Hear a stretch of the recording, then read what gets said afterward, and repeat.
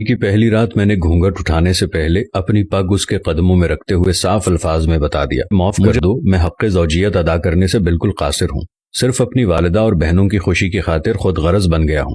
اس نے وہ پگ میرے سر پر رکھتے ہوئے کہا، آپ جیسے بھی ہیں میرا سہاگ ہیں، میرا نصیب ہیں، مجھے اب آپ کے ساتھ ہی رہنا ہے۔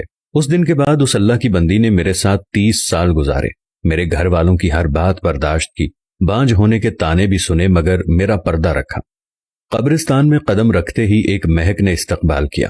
یہ خوشبو اس سے پہلے کبھی نہیں سونگھی تھی اور نہ محسوس کی تھی۔ میں ہر جمعے کو صبح فجر کی نماز کے بعد اپنے والد صاحب کی قبر پر جاتا، فاتحہ خوانی کرتا اور وہاں سے ہی اپنے آفس چلا جاتا۔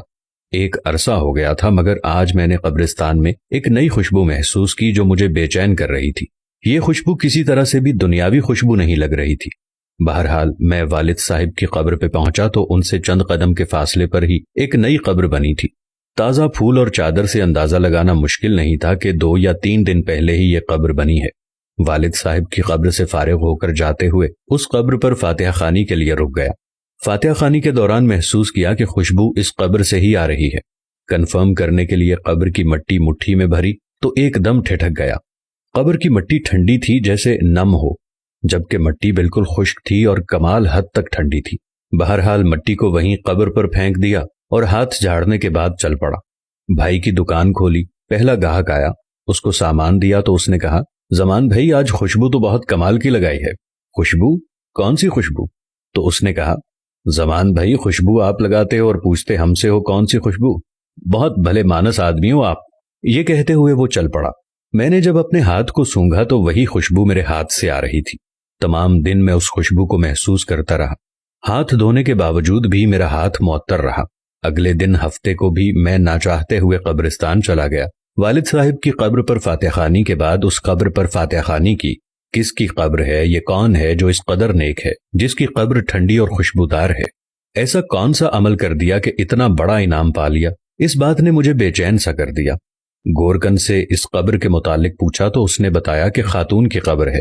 یہ جان کر اور بھی حیرت ہوئی کہ عورت کو اس قدر شاندار مقام کیسے ملا۔ اگلے دن اتوار تھا۔ دیر تک سونے کی عادت ہونے کے باوجود صبح فجر کی نماز کے وقت اٹھ کھڑا ہوا اور قبرستان روانہ ہو گیا۔ قبرستان میں داخل ہوا تو کیا دیکھتا ہوں، اسی خاتون کی قبر پر ایک باریش آدمی قرآن خوانی کر رہا ہے۔ میں والد صاحب کی قبر پر فاتحہ خوانی کرنے لگا۔ فاتحہ خوانی کے بعد میں نے اس آدمی کی طرف دیکھا جو اب دعا مانگ رہا تھا۔ جیسے ہی وہ دعا سے فارغ ہوا تو باہر کی جانب چل پڑا۔ اس کو جاتے دیکھ کر میں بھی اس کے پیچھے ہو لیا۔ جیسے ہی وہ گیٹ سے باہر نکلا میں نے آواز دے دی، سر بات سنیں، 1 منٹ پلیز۔ جی فرمائیں۔ سر میں معذرت چاہتا ہوں، میں نے آپ کو تکلیف دی، مگر میں آپ سے ایک بات پوچھنا چاہتا ہوں، اگر آپ اجازت دیں تو۔ جی آپ پوچھیں، کیا بات ہے؟ انتہائی محبت سے اس شخص نے جواب دیا۔ شکریہ سر، جزاک اللہ۔ میں دراصل جاننا چاہ رہا تھا کہ یہ کن کی قبر ہے جہاں آپ قرآن خوانی کر رہے تھے؟ اگر آپ مناسب سمجھیں تو بتا دیجئے۔ یہ آپ کیوں پوچھ رہے ہیں؟ اس نے سوال کیا۔ دراصل اس قبر سے آنے والی خوشبو نے مجھے بے چین کر دیا ہے۔ ایسی خوشبو میں نے آج تک محسوس نہیں کی۔ مجھے یہ دنیاوی خوشبو نہیں لگتی۔ میں جاننا چاہ رہا تھا کہ صاحب قبر نے ایسا کون سا عمل کیا ہے کہ یہ مقام ملا کہ قبر ٹھنڈی اور خوشبودار ہو گئی ہے۔ یہ سن کر اس شخص نے ٹھنڈی آہ بھری اور کہا، قبر ٹھنڈی اور خوشبودار کیوں نہ ہو، اس نے اللہ تعالیٰ کو راضی کر کے ہی ایسا کیا ہے۔ جی میں یہ جاننا چاہ رہا تھا کہ ایسا کون سا عمل ہے جس سے یہ سعادت نصیب ہوئی۔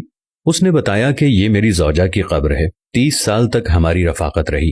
میں 4 بہنوں کا اکلوتا بھائی ہوں۔ میری بہنوں اور ماں کو میرا صحرا دیکھنے کا بے حد شوق تھا۔